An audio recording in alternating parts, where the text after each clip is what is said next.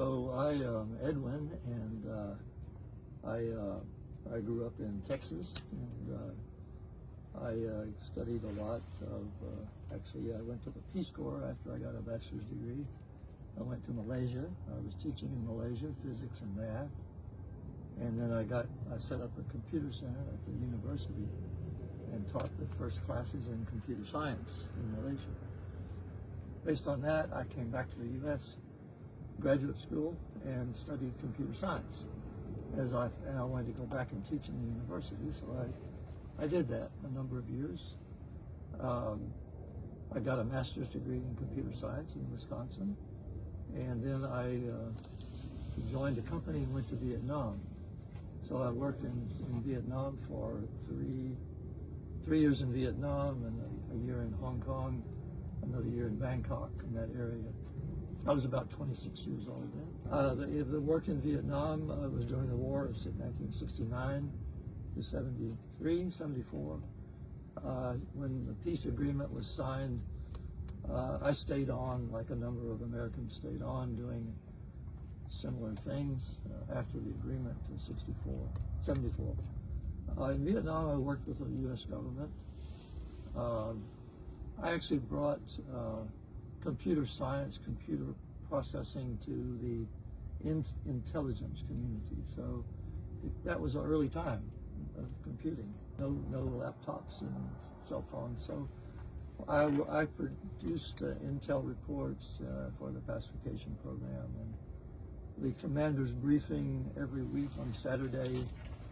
Did a PhD in computer engineering, and then after I finished that, I went to Caltech and Jet Propulsion Laboratory and did work as not really a rocket scientist. I was a computers in space, trying to get more fault tolerant, more powerful computers in space. So in terms of what we're talking about here today, meditation, meeting my teacher of meditation, among many other things. I was very much the scientist, the computer science guy, the science. I've published about a little over 50 papers and refereed papers in computer science and journals. Then I met Sifu in, I think it was 2021, about that time. And we were meeting at the house in Texas. And in part of that, I remember Sifu said, let's meditate. 15 minutes. And what's that? I have not meditated before that time at all. Not even reading about it, so a little bit, not much. Never meditate. So from that time on, I meditated. I sat there, as if told exactly how you do your hands and meditate. Exactly. I did that, and it was very, very relaxing. And so I continued it.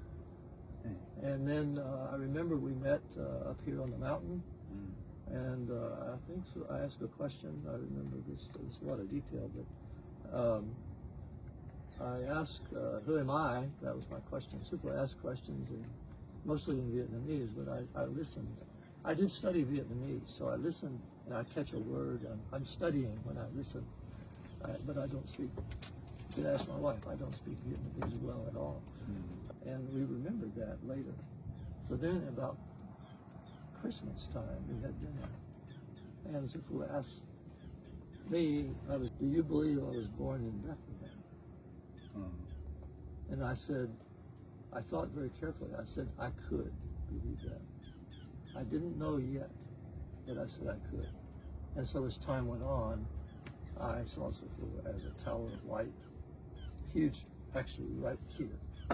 Sifu was sitting here, and I kept studying meditation.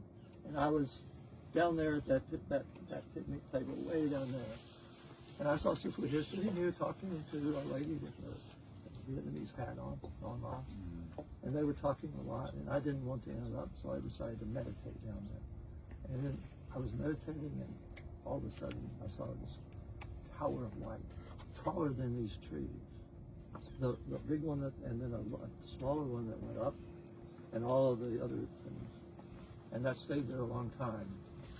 And then I saw the tower of light walking down this way, and the sound of the gravel brought me out of the meditative state. And I opened my eyes, and Sufu was there walking with the other lady. So that told me who Sufu is.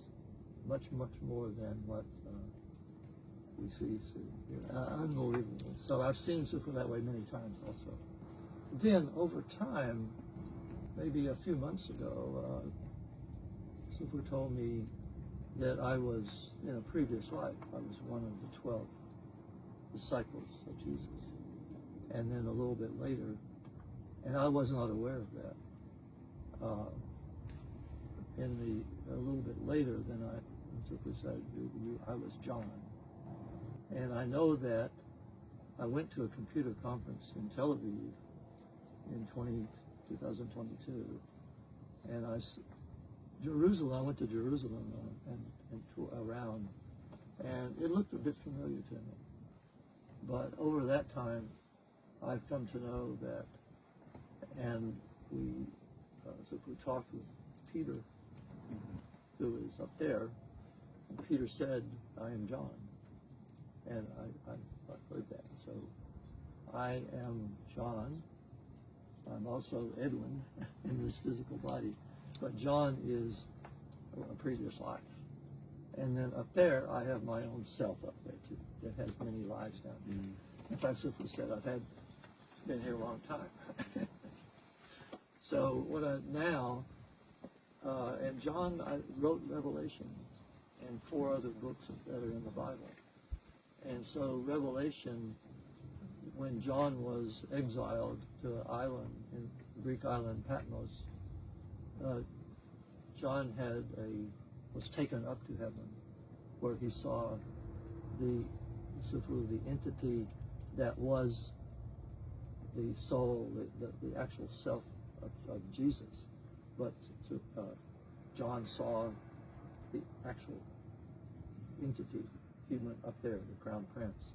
So, and from that, what was revealed to John at that time, John wrote in Revelation.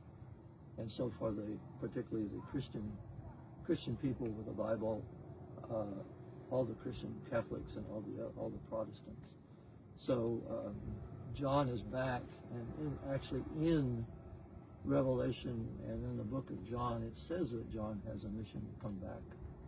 And John was a witness at the time in Revelation, and John came back after witnessing and in the spirit upstairs and was seeing Jesus, the Christ, the soul of Jesus, and described how that person looked, that soul of Jesus was bright light and so on, wearing a robe and a gold hair and fiery eyes, white hair.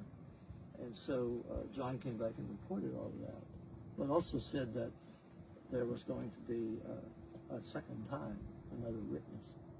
When the revelation is playing out, that John will come back as another entity and will witness that happening. And so it's kind of the beginning witness of Revelation that's in the Bible. The Christians and all read in the Bible. All of that is coming true. Everything that is written in there in Revelation is happening now. It has happened, a lot of it, one by one. So I know that I'm here to report that and write a book. I am John. I'm also Edwin in this physical